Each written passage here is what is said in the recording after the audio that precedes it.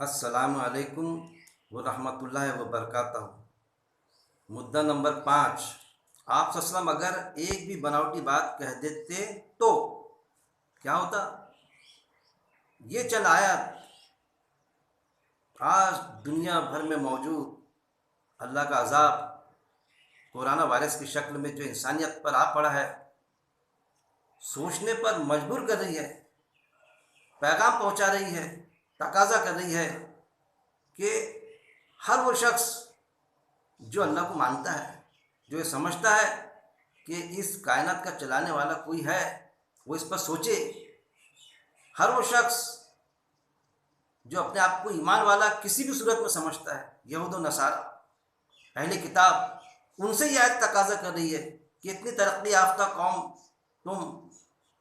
آپ بھی سوچیں، اس پر غور کریں، ان آیتوں پر۔ یہ وہ آیتیں ہیں، یہ وہ نبی کی آیتیں ہیں، یہ وہ نبی ہے محمد صلی اللہ علیہ وسلم جس کے تذکرے تمہاری کتاب میں موجود ہے، تورات، انجیل، زبور میں، کہ ایک نبی آنے والا ہے جس کا نام احمد ہوگا۔ یہ وہ نبی ہے جس کا عقیدہ اللہ پر ہے، چاہے وہ کسی بھی نام سے اسے بلائے، اس کا بھی عقیدہ ہے کہ کل کی اوتار آنے والا ہے، یہ وہ اوتار جو آ چکا تھا، جس نے قرآن پیش کر دیا، اور ہم انتظار میں ہیں۔ ان کے لیے تقاضا کر رہی یہ آیت ہے جس میں کسی طرح کی خیانت نہ کرتے ہوئے آپ صلی اللہ علیہ وسلم نے پیش کر دی، جو قرآن میں موجود ہے۔ سورہ الحاقہ آیت نمبر 43 سے 46 پڑھ لینا آپ نے۔ شروع اللہ کے نام سے جو بڑا مہربان نہایت رحم کرنے والا ہے۔ اگر یہ ہم پر کوئی ایک بھی بات بناوٹی کہہ دیتے تو ہم ان کا دائنا ہاتھ پکڑ لیتے اور گردن کی رگ کاٹ دیتے۔ دیکھیے کتنی خطرناک آیات۔ اگر یہ یعنی آپ صلی اللہ علیہ وسلم ہم پر یعنی اللہ پر کوئی ایک بھی بناوٹی بات پیش کر دیتے تو ہم یعنی اللہ ان کا دائنا ہاتھ پکڑ لیتے، اللہ ان کا دائنا ہاتھ پکڑ لیتا اور گردن کی رگ کاٹ دیتا۔ اس طرح کی آیات خطرناک جو آپ صلی اللہ علیہ وسلم پہ نازل ہوئی، آپ صلی اللہ علیہ وسلم نے ایز اٹ از اس وقت میں بھی بیان کر دی، لوگوں تک کے لکھوا بھی دی، جو قرآن میں موجود ہے۔ اگر کوئی خیانت والا ہوتا آج تو اس آیت کے ساتھ میں خیانت کر جاتا۔ سمجھیے آپ، میری خصوصاً یہود و نصارہ ان سے موجبانہ گزارش ہے کہ وہ اس پر غور کریں، ان آیتوں پر، اور سوچے۔ کیوں سوچے؟ کہ اگر وہ قرآن پہ ایمان لاتے ہیں تو اللہ نے دوہرا اجر کا وعدہ کیا ہے کہ آج جو ایمان والا جس کا قرآن پہ ایمان ہے، اس سے ڈبل اجر ہے ان کو۔ وہ فائدہ اٹھائے اس اوسر کا کہ ڈبل اجر حاصل کرے۔ ایک ایمان والا عام انسان جو ہے، مومن آج جو اپنے آپ کو کہتا ہے، اس سے ڈبل اجر ان کو ملنے والا ہے۔ سورہ بنی اسرائیل آیت نمبر 74 سے 75۔ ایسا ہوتا تو پھر ہم تم کو دنیا اور آخرت میں دگنی سزا دیتے۔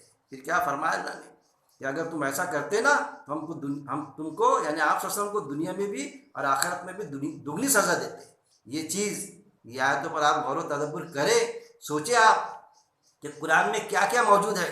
یہ آیتیں آپ لوگوں تک کے پیش نہیں کی جاتی ہیں۔ سورہ انبیاء آیت نمبر 5، بلکہ خود ہی اس نے یہ باتیں بنا ڈالی۔ کیا آبجیکشن ڈالتے تھے اس وقت میں کہ آپ صلی اللہ علیہ وسلم نے خود ہی آیتیں بنا ڈالی۔ ارے اگر خود بناتے آپ صلی اللہ علیہ وسلم یا قرآن میں کوئی رد و بدل کرتے تو کیا یہ آیتیں آپ صلی اللہ علیہ وسلم پیش کرتے؟ اللہ نے جو بات پیش کی ایز اٹ از آپ صلی اللہ علیہ وسلم نے پیش کر دی۔ پھر سورہ بنی اسرائیل آیت نمبر 86، اور ہم چاہتے تو اس وحی کو جو ہم نے آپ صلی اللہ علیہ وسلم کی طرف بھیجی ہے واپس طلب فرماتے۔ دیکھیے کہ اگر اللہ چاہتا نا تھوڑا بھی کچھ گنجائش دیکھتا آپ صلی اللہ علیہ وسلم میں کچھ غلطی کی، تو پھر اللہ تعالیٰ کیا کرتا، اس وحی کو جو ہم نے یعنی اللہ نے آپ صلی اللہ علیہ وسلم کی طرف بھیجی ہے واپس طلب کرتے، اس وحی کو اللہ تعالیٰ واپس طلب کر لیتا تھا۔ یہ چیز اللہ فرما رہا ہے۔ سورہ صاد آیت نمبر 86 اور میں کوئی بناوٹی بات کرنے والا نہیں ہوں۔ آپ صلی اللہ علیہ وسلم سے اللہ تعالیٰ کہلوا رہا ہے کہ میں کوئی بناوٹی بات پیش کرنے والا نہیں ہوں، جو نازل ہوا وہ آپ صلی اللہ علیہ وسلم نے پیش کر دیا۔ سورہ انعام آیت نمبر 121 تم نے ان کا کہا مانا تو بے شک تم مشرک ہوں گے۔ کیا فرمایا اللہ تعالیٰ؟ آپ صلی اللہ علیہ وسلم کو کیا انٹیمیشن دے رہا ہے کہ اگر ان کا کہنا تم نے مانا تو تم کیا ہوں گے؟ مشرک کہلائیں گے، شرک کرنے والے، کہ تم نے میری ذات میں ان کا کام مان کے ان کو شریک کر دیا۔ یہ چیز سورہ یونس آیت نمبر 15، انہوں نے کہا کہ اس کے علاوہ کوئی قرآن لاؤ یا اس میں کچھ تبدیلی کر دو۔ پھر اس وقت میں انہوں نے کیا کہا کہ اس کے علاوہ کوئی قرآن لاؤ، کیونکہ یہ تو ان کے نفس پر ٹھیس پہنچاتا تھا، ان کی چودراہٹ کو ختم کرنے والا تھا، تو اس میں کچھ چینج کر دو۔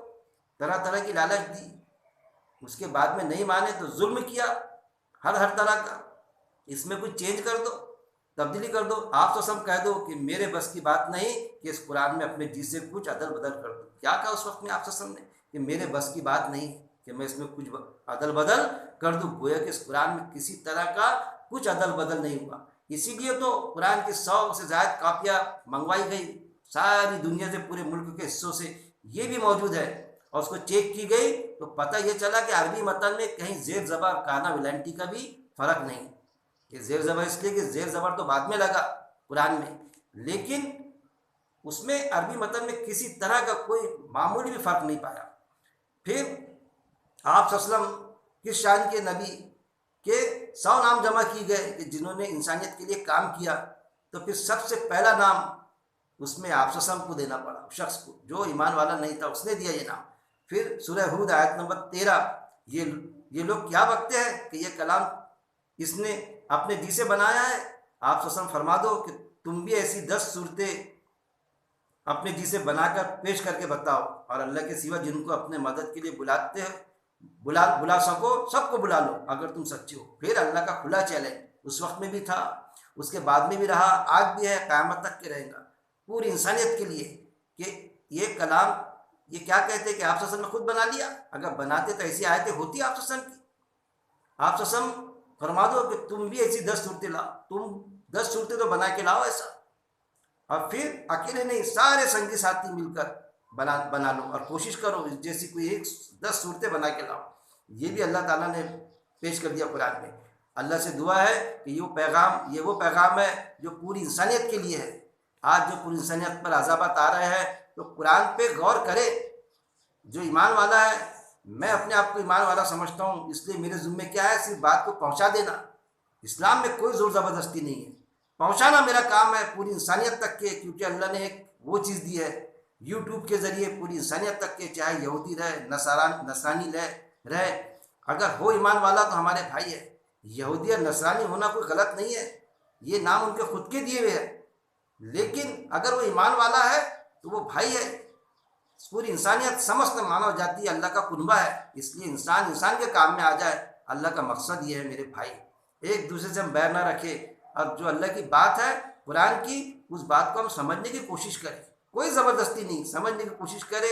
اور اس عذابات سے، قرآن کی شکل میں جو طرح طرح کے عذابات آ رہے ہیں، اس لیے کہ انسانیت اپنی انسان پن سے گر چکی ہے، اس پر بھی میں لوں گا کہ یہ عذاب آنے کی وجہ کیا تھی، کیسا پردوشن پھیل گیا، کیسے انسان کا دشمن بن گیا، ایک دیش دوسرے دیش کو تباہ برباد کرنے پر تل گیا، تو گویا کہ آیا عذاب کہ اب گھروں میں بیٹھ جاؤ۔ پھر اللہ سے دعا ہے کہ اللہ رب العزت قرآن کو پڑھنے، سمجھنے اور ایک ایک آیت پر غور و تدبر کرنے اور موت تک اس پہ جمے رہنے کی میرا مالک توفیق دے۔ وآخر الدعوانا ان الحمد للہ رب العالمین۔